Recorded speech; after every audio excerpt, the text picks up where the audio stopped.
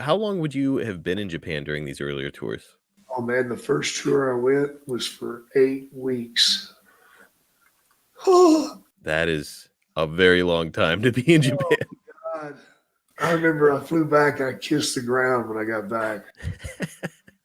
And it was really bad, man. On the way back, I was traveling with oh my God, what's this guy's name? Leo Burke Okay. from the Calgary area and from Eastern Canada. And as we approached the airport, I'm like, man, this isn't right.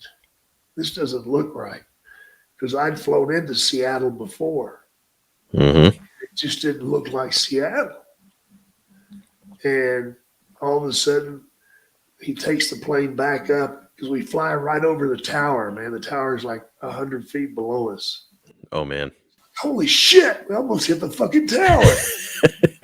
And the pilot comes on and says, ladies and gentlemen, we just flew over the tower. If you happen to be looking out the left side, yes, we knew what we were doing. We just had to fly over the tower to confirm some problems with our landing gear. Oh God. You know, well, what the fuck are you talking about? And the deal was that on takeoff, and I remember the takeoff when it happened, I thought we were running over speed bumps, Mm-hmm. but we weren't. The tires were blowing out. Oh no. We had 4 tires on one side blow out. Holy shit. So now they took us way back out over the ocean, about 300 feet off the ground, and we dumped our fuel. And we were flying into Vancouver because there was a longer runway there. Mm-hmm. Because the problem was not landing it, the problem was stopping it Right. because they couldn't apply any brakes. If they applied the brakes, the plane would swing sideways, then we would roll it. So, man, I don't know how they kept that son of a bitch in the air because it didn't seem like we were moving, you know? And it was a horrible fucking feeling, man, when you look out the window and you see like 50 fire trucks and you see like hundreds of cameras set up and another 100 ambulances ready to go.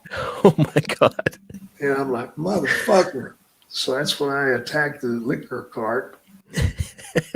And the flight attendant said, sir, you need to set my down. I said, you need to suck my dick, bitch. We're about to fucking die. Yeah, she didn't much care for me. So I just scooped as much liquor as I could in both hands. And I took them back over to where Leo Burke was. And we sat there and pumped them damn things and just guzzled them, man. Guzzled them. Hell yeah. Guzzled them.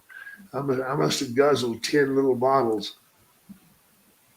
I figure if I'm going to die, I'm going to try to be as numb as I can be. Yeah, let's fucking hit oblivion before we land this thing. I didn't have time, man, because we were coming in. And we came in and we hit.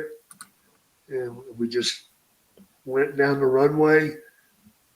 And we passed all that shit. And then we went right to the end of the runway and ran off the runway. But we got it stopped once we hit the mud. Oh, dude, your heart's just got to be pounding out of your chest. Yeah. They interviewed me whenever I came off the plane.